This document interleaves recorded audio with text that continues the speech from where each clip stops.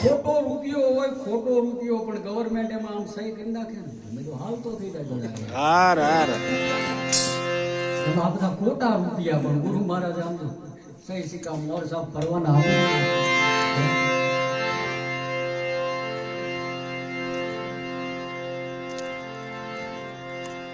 આની કિંમત હું તમને વાત કરું કઈ ખરી. એક તત્વ આમાંથી બંધ થઈ જાય ને ભાઈ જતું રહે એટલે કોઈ કોઈનું નહીં, બધા એમ કે આને લઈ જાવ જલ્દી. તો બધા હગાઈ છે ને એટલી બધી સંબંધો બધા છે ના હતા. મૃત્યુલોકના સંબંધો જોવો તો એને કોઈ દી ઓળખ્યો જ નહીં. એને તો નામ રૂપ ને ગુણ જ જોયું, શરીર જોયું, એનું રૂપ જોયું. ગામનો દીકરો હતો બરોબર, આટલું કમાતો હતો પણ એની અંદર તારા દીકરામાં જે હાલતું તો એને તે જોયું તો એમાં જાતું કકડાટ કરે. હાર હાર અને ઈ તારો દીકરો તો ક્યાં આગો પાછો થયો છે? તો કાન અહીંયા છે, આંખ અહીંયા છે, આ બધું અહીંયા સોચ્યું છે. હાર હાર એમાંથી જે ઘટી ગયું એ તત્વને જાણવાની વાત મહાપુરુષો કરે છે.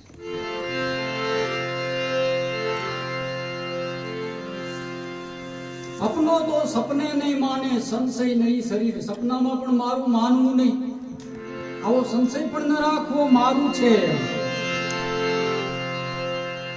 લાભ હાણ બે લેસ ન ભાળે. આ મૃત્યુલોક છે, આ મૃત્યુલોક ની અંદર લાભ હાનિ, યશ અપયશ, સુખ દુઃખ આ બધું સિક્કાની બે બાજુ છે.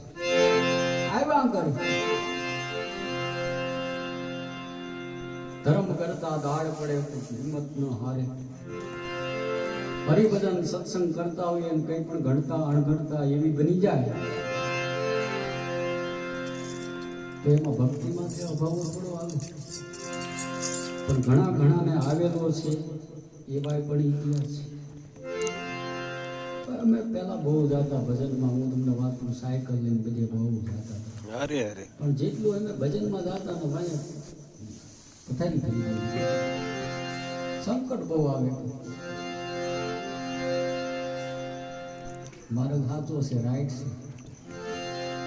સંતને સંતપણા નથી મફતમાં મળતા. હાર હાર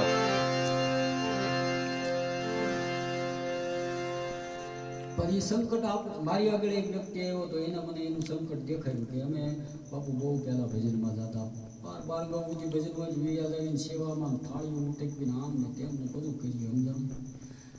પણ બાપુ એકવાર ગાડીમાંથી પડી ગયા ને પછી બાંધી દીધું. જોઈ નકાય, લેવર ઓછું દેવાય સમજાવ ના કે ગુરુ મહારાજે ધક્કો નહીં જ માર્યો ગાડીમાં. તારી સુરતા ઠેકાણે ન હોય ને તું પીડ્યો. હાર હાર પોતાની ભૂલ ગોતતો નથી. આવ્યા ભૂલ સે પંડમાં નજર પડતી નથી, અંગમાં કાળની જાળ લાગી, પારકી ભૂલ તું સદા માપતો.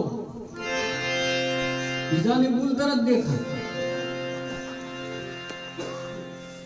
જે કઈ આપણને પરેશાની આવતી હોય આપણી ભૂલના લીધે આવે. તો લાભ હાણ બે લેસ ન બાળે થઈ રહે મન સ્થિર. સુખમાં રહેવાની રીત, દુઃખમાં રહેવાની રીત આવડી જાય, જગ જીતી જાય. આગળ કે છે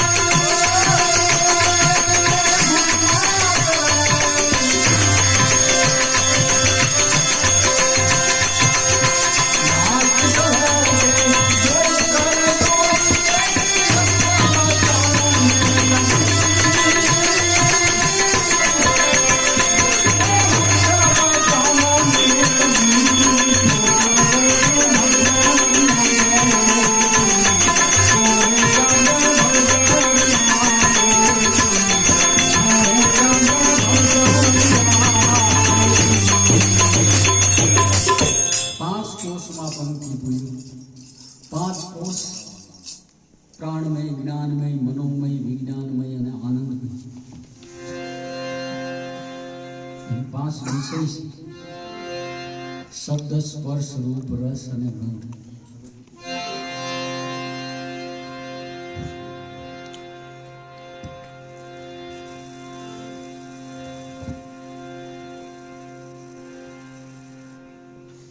આંખ વર્ગત કરે, કાન વર્ગત કરે, આ બધું વર્ગત કરવા વાળા.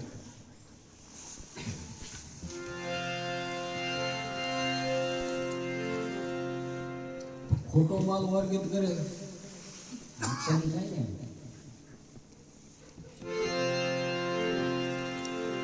તો સવારામ બાપાએ લહેરિયાની અંદર એક કડી એવી લખી છે: પાંચ પારખ તો પહેલા મોહ, નગરના આટે તે હડતાલ કરજો વિચાર નણદન.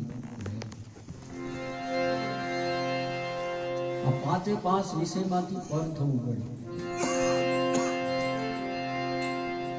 એ વિષયમાંથી મુક્ત થવું પડે, એની દિશા બદલવી પડે. એમ આપણા શરીરમાં પાંચ કોષ છે: જ્ઞાનમય, આનંદમય, વિજ્ઞાનમય, મનોમય, પ્રાણમય. આવા પાંચ કોષ. આ પાંચ કોષમાં પંથી ભૂલ્યો, હારા હારા ભૂલા પડ્યા. કોણ? કે છત્રપતિ શૂરવીર. મોટો છત્રપતિ હોય તો ભલે, શૂરવીર હોય તો ભલે.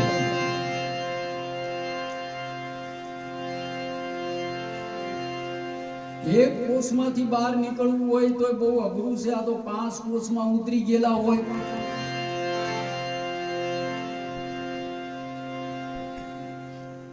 જેના પાસે વિષય બહુ હવાઈ ગયા હોય ને, એ હેરાન થાય. એમ કે છે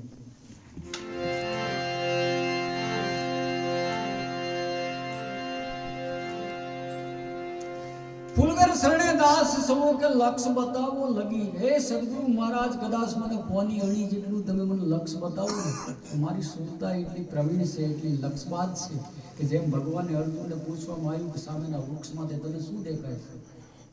બીજાને પૂછતા એક કે મને પોપટ દેખાય છે, એક કે મને પાંદડા દેખાય છે, પીસડા દેખાય છે. અર્જુનને કે તને શું દેખાય છે? કે મને એની આંખ દેખાય. તો હું નિશાન તાક્યું.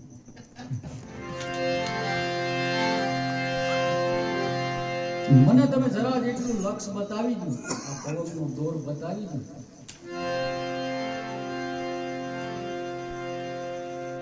આ તો અટકળ છે. કઈ ક્રિયા વિના હું તમને વાત કરું, આ દોડ ચાલુ છે. આખું શરીર નિદ્રા અવસ્થામાં હોય તો એ ચાલુ, એમાં કઈ બળ નથી કરવું પડતું.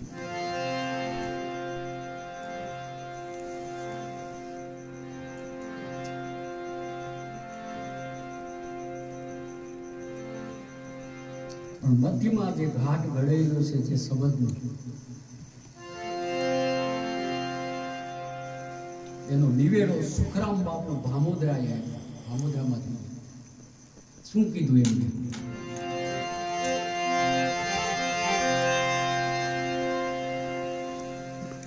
કે હરદમ સે હાજરી દેના, અજંપા જાપ જપ લેના.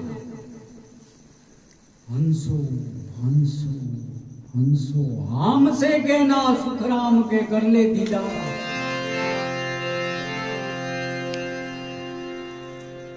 આ ઉલટ ધારા છે, એ સદગુરુ મહારાજ બતાવે તો મેળ પડે એવું છે.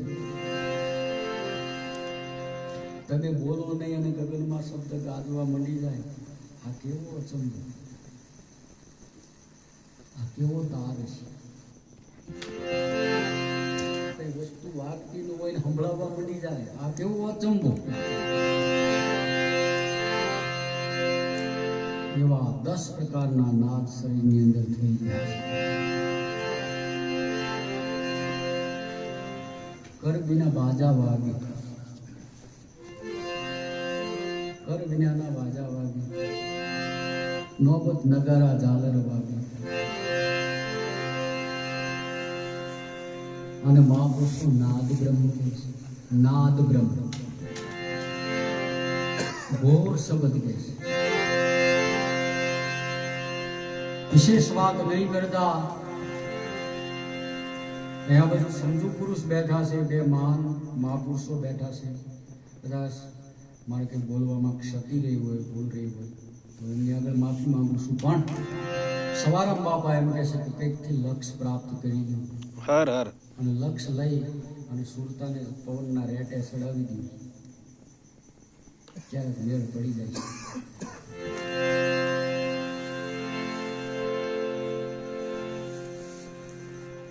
અને એ ભજન ચાલુ થઈ જાય પછી સૂતા હોય, બેઠા હોય કે કુટુંબમાં હોય, પરિવારમાં હોય, ગામમાં હોય, ગામ બહાર હોય, જ્યાં હોવ તમે ત્યાં ચાલુ હોય, અખંડ ચાલુ. હર હર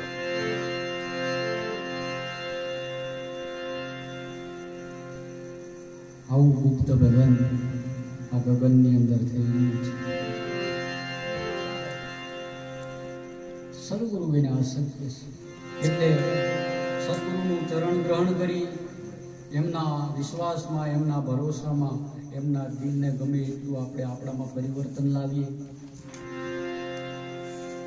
કઈ વસ્તુ માગવાની રહેતી નથી. એનો સમય થયા ત્યારે સુપ્રીત કરી દે ગુરુ મહારાજ. બહુ દયાળુ છે. જેમ છોકરું 2 વર્ષનું હોય, 3 વર્ષનું હોય એટલે પછી એને કે હોની નોટ લઈને માં નો મેકલે દુકાને રૂપિયો જ આપે. એને ખબર છે પાછા લેતા ન આપે. હર હર